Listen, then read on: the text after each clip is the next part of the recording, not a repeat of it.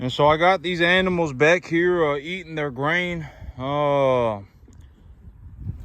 Okay, so if we take a look, I was recording this video and then something happened and my phone just stopped recording. And so got about 2 minutes into the thing and it just stopped. If we take a look at the fresh manure patties, you're gonna see what I mean by if you take a look at their poop. If you want an instantaneous gauge of what is going through your animal right now, the way you do it is by looking at their manure. And if you take a look at these fresh manure patties, you're going to see that there's a lot of corn in it. And so yesterday morning, what had happened was yesterday morning, I had been walking the field and I had been taking a look around and I saw a lot of diarrhea. I saw a lot of diarrhea.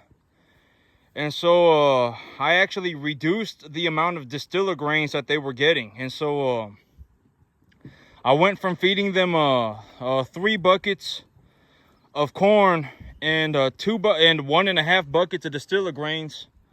I went from feeding them 2.5 buckets of corn and 1.5 buckets of distiller grains to feeding them 2.5 buckets of corn and feeding them 1 bucket of distiller grains. And so that's what I did.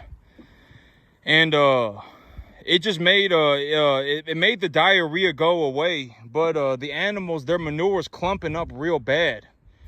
Their manure is clumping up real bad and they're pooping out a whole bunch of corn. If you take a look around at this field, you're going to see that their manure is clumping up pretty bad. You know, like this one right here, their manure is clumping up real bad and they're just pooping out a whole bunch of corn. And so this morning, here's another good example. The manure is clumping up real bad and then they're just pooping out a whole bunch of corn. You can see it all over the place, right? The manure is clumping up real bad and they're just you know, pooping out a whole bunch of corn. You know, you can see it all over the place, right? And so when I reduced the amount of distiller grains that they were getting, you know, it actually their manure started solidifying their manures are too hard. They're pooping out too the manures are getting too hard and they're still pooping out a whole bunch of corn. And so what I'm doing today is I'm giving them 2 buckets of corn. So I'm actually reducing the amount of corn that they're getting. And I'm giving them 2 buckets of distiller grains. And so I gave them 2 buckets of corn and 2 buckets of distiller grains.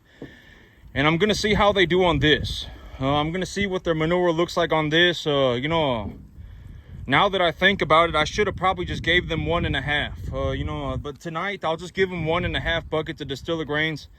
But I'm actually reducing the corn. You know, up until today, I was actually saying that from what I've read, that just from the information that I collected via like the internet, via books, like from what I've read, it's safer to feed your animals more corn than it is to feed them distiller grains.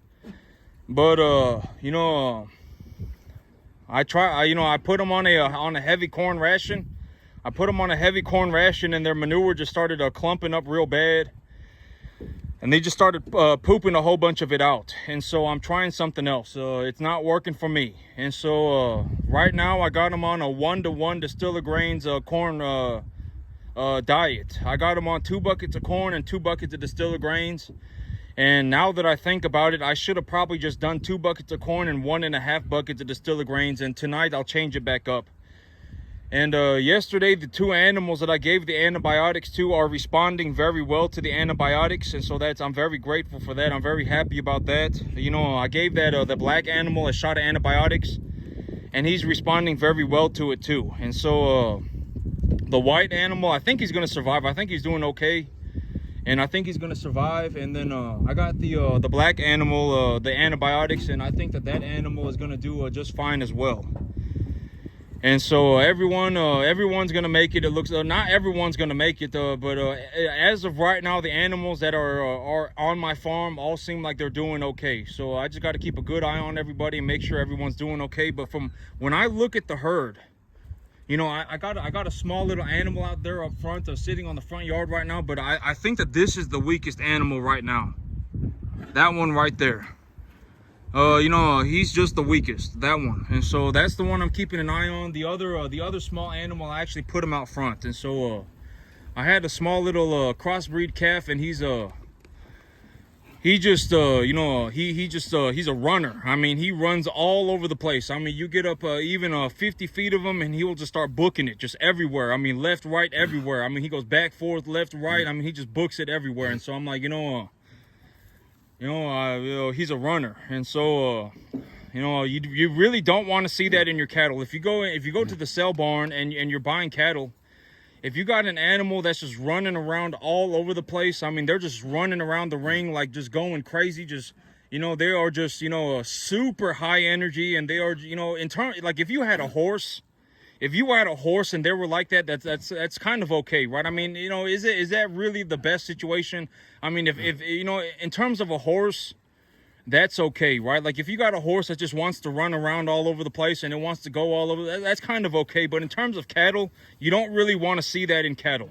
You don't really want to see that in cattle. If you got a bovine that's just running around all over the place, they're just booking it all over, right? I mean, they're jumping up and down, they're running back and forth on the field, they're just going all. In terms of bovine, you don't really want that.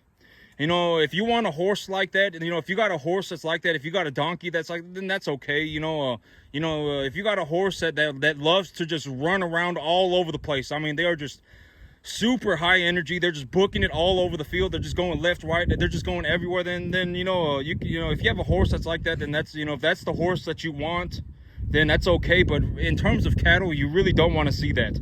They're the hardest animals to take care of, almost always the hardest. I mean, you can't ever catch them. I mean, they get sick because, they're not eating, they're running around, and, but I got him out front, and I think that little red animal right there, he's the weakest one out of the bunch. As of right now, and I'm actually gonna address that right now. I'm gonna go and put him over in I don't think he's gonna make it back here. You can see he's getting pushed off the feed. He doesn't really want to eat to begin with. He's just kind of sitting there. Yeah, I'm going to go ahead and address that right now. But that's it for me today, YouTube. Y'all have a good one.